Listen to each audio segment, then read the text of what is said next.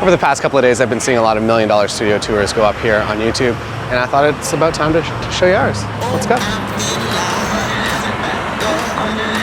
That way's traffic. I can cross this way. Come on inside. Oh, here we are inside the studio. It is 11 square feet downtown in Kitchener, Waterloo, Ontario, Canada. And we're actually above a bowling alley and below another bowling alley. And it sounds like Kevin just hit the spare. Oh no. 11 seconds into a video and you're already getting an ad. $30 a month if you want to get in on the members website. If you're on the $40 a month plan, you can downgrade to $30 a month plan as long as you get in before my birthday. If you want to get all the weekly content, there's so much stuff there. There's a behind the scenes video, wedding photography going up this week. Anyways, head on over there until July 14th. You get more things for less money. Back to the studio tour. Over here, we have our sound dampening. So if you ever need to dampen sound, if things sound a little bit too echoey, just use some toilet paper. The space is actually inspired a lot by Frank Lloyd Wright. And this shelf actually came directly from Jonah Hill. Here we are inside the cyclorama. And yeah, there's water installed. So if you want to do a water style cyclorama, you can. Otherwise, there's a mop here, but it's been here for a while. Let's head over to the podcast studio. Heading into our podcast studio, you might ask yourself, why is this place $1 Million studio? And it is because property values here have increased quite a lot over the past couple of years. And yeah, this is now worth $1 million. Podcast studio. Here we are. There's, you kind of have to navigate a little bit around the buckets. And we got a mic right up here. We got some good sound dampening. This is actually a rug that we found outside. And we put it up here. And honestly, as you can tell right now, it sounds pretty good. And if we are to move to this mic, it's gonna sound just so much better. Really love the fact that we just have a podcast studio that we can go to whenever we want to record. It's a huge pain to just be setting it up inside your house whenever we need to get it done, to just have it ready to go. You want to do a podcast, you walk in, you hit record, and you are ready to go. And we actually keep the lights down in here so that we get better audio pickup. As you know, light 100% affects audio transmission, so keep the lights down whenever you are in the podcast booth.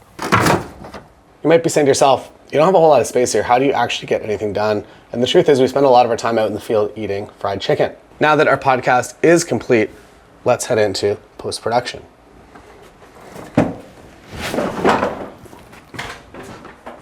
So before we can actually head into post-production, it is required that we actually mail out, my wife Lindsay has a clothing line, we actually have to mail out all of yesterday's orders prior to being able to do any video post-production.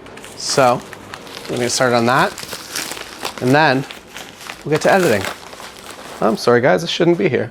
It should be in the closet. And that's about it. Thank you so much for joining us on the tour of our $1 Million a month studio. Again, sorry about this trash, just gonna throw it in the closet here.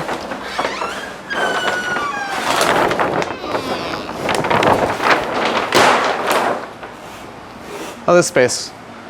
We don't really know what to do with this space. If you have any ideas, please put them in the comments. What do I do with my hands?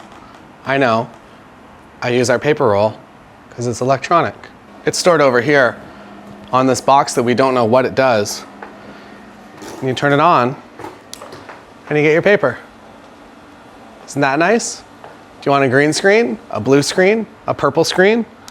We're still set up for Easter. If you want to come through for some Easter photos, let me know. Got flowers up too. So this box, we think it used to control a sign because every day at 11 a.m. makes a clunk and that's it. We don't know how it gets power. Like, look at this cord situation. This seems not great, but somehow still functional. Our building was made, what, 1895 or something? So there's a lot of sketchy things. Some of the outlets don't work. Some of them are all wired together. But our paper roll, it works on a good day. And this thing, it's worked every day for the past 150 years. Congratulations. Another selling feature of the studio is at 12 noon every day, we begin getting blasted by hot sun for the remainder of the day. We need multiple air conditioning units just to keep up with the demand from this hot window. Also in the winter, we don't control this heat. Upstairs bowling alley does. And they make it hot. This chair is actually made of seahorse. Very delicate, very lovely. We don't sit in this couch cushion because this is where Bill Hader sat when Bill Hader was here. It's a real fact. You can look it up. And yeah, we don't sit there anymore. Should you buy a studio if you are a photographer? I don't know. I think you go into it with a bunch of friends and you make a collaborative working space, and that's probably the most fun you can have. It's a fun way to spend your money, and also to make it a tax write-off, which is also important. And this is our draft tap, where you can have beer. This tree, a gift from Michelle Williams. Thank you, Michelle. These are actually from the Titanic, and it's also why we don't drink water, because water killed Jack. So we don't drink water anymore.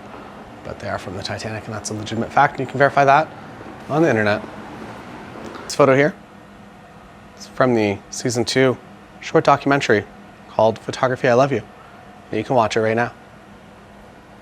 That's the outro. Go watch it. It's pretty good. Put a lot of effort into it. Please hit the like button.